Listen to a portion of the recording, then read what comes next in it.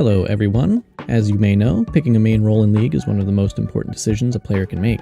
Having a main role in League means you dedicate yourself to learning all the ins and outs of a lane and mastering the class of champions that get played there the most. While it's not necessary to being a good player, it does help to have a role you're best at that you can always fall back on. I'll go over each role starting at the top of the map and talk about some of the role's responsibilities, most common champion types, and some pros and cons. Keep in mind that some of this is based on my own opinions and experiences and is subject to change over time due to balance changes and shifts in the meta. Not to mention the new season is starting in just a few weeks, so take it with a pinch of salt. Alright, so starting off in top lane. Top has a very, and I mean very, broad selection of champions, ranging anywhere from your usual tanks and bruisers like Malphite and Darius to something as frustrating as Vayne or Radiant Virtue Karma. There's no shortage of matchups for top lane, and learning them all will take a long time, but all the same it can be very rewarding for some players. When it comes to top lane, there really are no limits to what champions you can play, but what limits you as a laner is your ability to control minion waves and know when and where you're needed. For example, you say you're playing Yorick. Yorick has a very strong lane presence and simply can't be ignored, meaning that his goal is to farm efficiently and push lanes in order to keep pressure on the enemy team. This is obviously a different playstyle from someone like Kennen, whose job is, more or less, to hold down the lane until he's needed in teamfights because of his strong ultimate. A lot of what's expected from you as a top laner is often dictated by what champion you pick, making it a very diverse and open-ended role.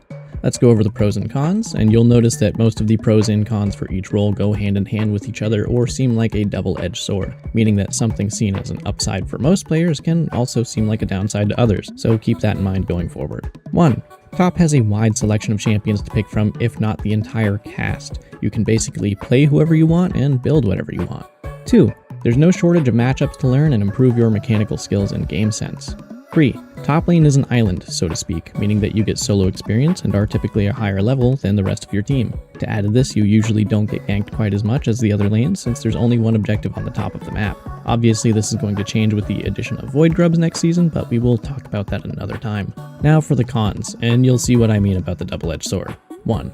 Because of the wide variety of champions, you will often find yourself laning not just against champions you've never faced, but also different builds. It's this lack of consistency and fairness that make the lane so frustrating. Also, a lot of your typical top lane champions are considered lane bullies and tend to snowball very fast when ahead, making laning phase pretty hard. 2. While being an island can be nice, it also means that your lane often gets ignored. Since there's only one real objective on top side, there isn't always a good reason for your jungler to show up when you need help. This also means that team fights are typically going to happen on the bottom side of the map, and without teleport you won't be participating in them very often, at least not until mid to late game.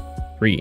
Your success as a top laner mostly comes from fundamental skills like last hitting, map awareness, and wave control. Sometimes even with these skills perfected, you find yourself against a champion that simply ignores them and finds a way to win regardless. So if you want a role that's very isolated from the rest of the game and has basically no limits to what you can play, then top lane is a great place for you. It allows you to focus on your mechanical skills and matchup knowledge without all the banter of showing up for team fights and objectives in the early game. Just keep in mind that there are a lot of unfun and sometimes unfair challenges that you will have to face, oftentimes without the help of your team. Alright, so moving on to jungle, and man, I feel bad for people that main this role. Jungle has been through hell and back with the amount of balance changes and updates to objectives it's had, for better or worse. Junglers clear monster camps for golden experience while finding opportunities to gank lanes in order to get their teammates ahead, as well as secure important objectives like Rift Herald, Elemental Drakes, and Baron Nashor. I'll try to keep this part short, but I'm going to briefly explain what these objectives do and why are they so important, so bear with me. Starting off with Elemental Drakes. Drakes spawn in a pit on the bottom side of the map, and there are currently 6 types of Elemental Drakes as well as the Elder Drake. Each Elemental Drake will give your entire team permanent stats when slain that more or less correspond to the element. Elder Drake, on the other hand, only spawns after one team has slain 4 drakes and instead grants you and your allies a short-term buff that executes enemies below a certain health threshold, making it a great way to close out games.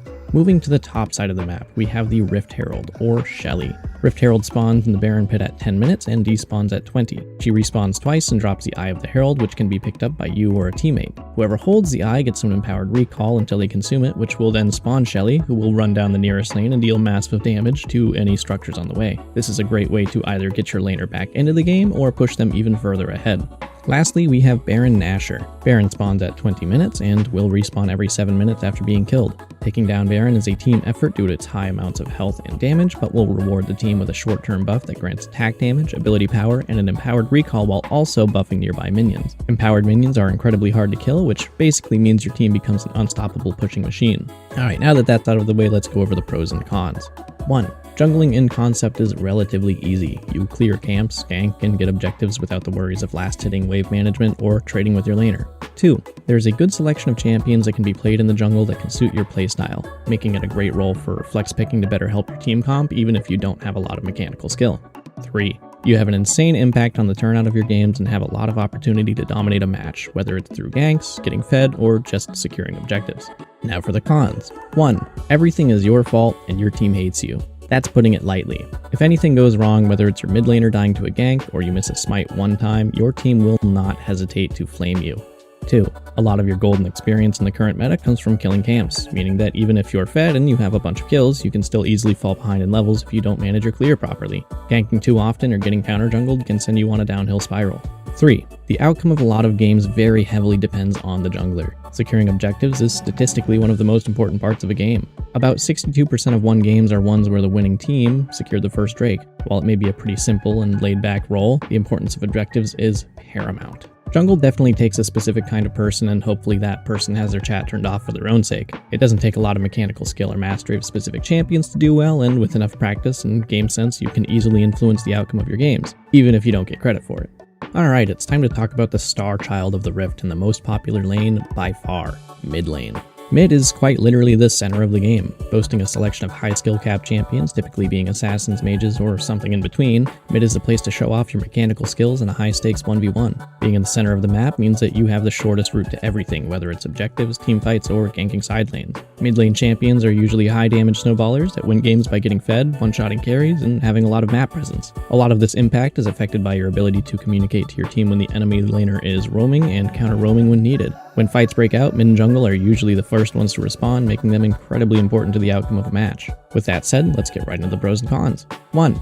Mid is by far the most skill-expressive lane and can be very rewarding for players that like racking up kills and making big plays. 2. Mid has plenty of matchups to learn and some of the most fun and intuitive champions to master. 3. Even if you aren't winning your lane, you still have a big impact on the match. One good roam or teamfight can easily slingshot you back into the game. Cons. 1. You will probably end up facing a lot of hardcore one-tricks that have millions of mastery points on Yasuo, Katarina, Yone, etc., and just as often as you stomp your lane, you will probably end up getting stomped as well. 2. There are a ton of different gank paths for mid lane, making it very high risk, especially if you don't have good map awareness. 3. Mid is the most likely to get counterpicked. Most mid laners want to pick last to avoid getting counterpicked since it has some of the most severe consequences. So if you're looking to show off your skills and rack up your KD, then mid would be the place to do it. It's a great lane to master new champions, perfect your fundamentals, and make game-winning plays. Now, very similar to mid, let's talk about the wannabe star child, ADC. Simply put, the ADC's job is to do as much DPS as possible from the safety of the backlines. The role of ADC can be a little vague since you aren't required to play a marksman. Some people like to play artillery mages or other kinds of champions, and that's not to say it doesn't work, but most of the time a marksman is the right way to go. Due to their squishy nature, marksmen kind of act as a glass cannon. Having low mobility and dealing damage from afar while being very prone to getting one-shot by assassins and mages makes their positioning extremely important. One wrong step and you can be taken out of a team fight in a matter of seconds, leaving your team at a disadvantage. Marksmen have the benefit of doing most of their damage through auto attacks alone, which means they don't have to rely on cooldowns or mana. So, as the name says, their primary function is to carry games. Pros of playing ADC. 1. You have the potential to do the most damage in the game through very simple means. Most marksmen are very uncomplicated and easy to pick up for newer players since most of their damage comes from auto attacks. 2. Playing ADC and actually carrying a game is a very gratifying feeling that just doesn't quite feel the same in other lanes, at least in my opinion. 3. The cast of marksmen all have pretty unique and diverse playstyles. There's almost certainly a marksman for everyone to enjoy, even if you don't usually play ADC. Don't forget you can always take your favorite mages to bot lane like Ziggs or Vel'Koz. Cons. 1. ADC is stuck in the superposition of being the most and least important role in the game. You have the potential to go 10-0 and completely carry a game while having the exact same potential to go 0-10 and do absolutely nothing for a whole match. 2. Marksmen are some of the squishiest and least capable champions when alone. Despite being fed, you will still lose a 1v1 to most champions, including supports. 3. Not only do you have to rely on another person, but you have to lane against 2 other people. It's very chaotic and someone usually dies before 5 minutes. With all that said, being an ADC main myself, I think it's a role worth trying at least once. It's paced a lot differently than the other lanes and has a very unique form of skill expression due to the nature of marksman. A lot of your performance depends on positioning and knowing your limits while relying on your team to carry you when you need it. Last and certainly not least, we have support. These poor players fly so far under the radar when it comes to getting credit in games, and usually the only time they're talked about is when their ADC is flaming them. That being said, support is definitely the most accessible role for newer players since the responsibilities are very simple. Support your team and ward. That's pretty much it. Higher elo supports can make worlds of a difference in your game, and you probably wouldn't notice. Luckily, there are varying levels of skill expression for support champions depending on how you like to play. There's enchanters, engage tanks, pickers, mages, even assassins. There's really no limits to what you can play as support. As long as your ADC isn't running down mid lane, then you're doing something right. Pros of playing support. 1. Since you have a pretty small impact on your games, your job is pretty easy. Don't get me wrong, supports can make or break a game in certain cases, but most of the time you just get to sit back and relax with little room for error. 2. Most support builds are pretty simple and don't need to be changed around too much, especially considering how complicated building items in League can be. Most of your utility and buffs that you provide to your team come from your abilities and item passives, making it hard not to be useful in some way. 3. There's a million different ways to support, whether you want to sit back and poke, heal and shield, or be in the front lines diving turret at level 3. Cons. 1. You have little impact on your games when compared to the other roles. No matter how well you do, you will rarely be able to carry as a support. You're extremely dependent on the rest of your team doing well in order to win games. 2. Something that I personally see as a con is the shift in the support meta over time. In most games, people would sooner pick Seraph, Vel'Koz, or any other kind of damage forward champion rather than pick someone with high utility and healing, which can make laning phase pretty punishing for you and your ADC. 3. Just like ADC, you're stuck in a lane with another person that you have to rely on. Unfortunately, I think support players have it worse in this situation. If your carry isn't doing well, then there really isn't much you can do except play it safe until laning phase is over. So if you're new to the game and looking for an easy way in, or if you just typically find yourself playing support in most games and it's a nice cozy role that definitely goes underappreciated. Don't let the cons deter you from playing it, because whenever you need a break from solo lanes and want to take it easy, it's always nice to play support, even if it's not your best role. Alright, well that's about everything I wanted to cover in this video, and I hope some of you found it helpful. If you agree, disagree, or think I left anything out, put it in the comments below. I'd like to know what you guys think. Anyways, thanks for watching, and I hope to see you in the next one.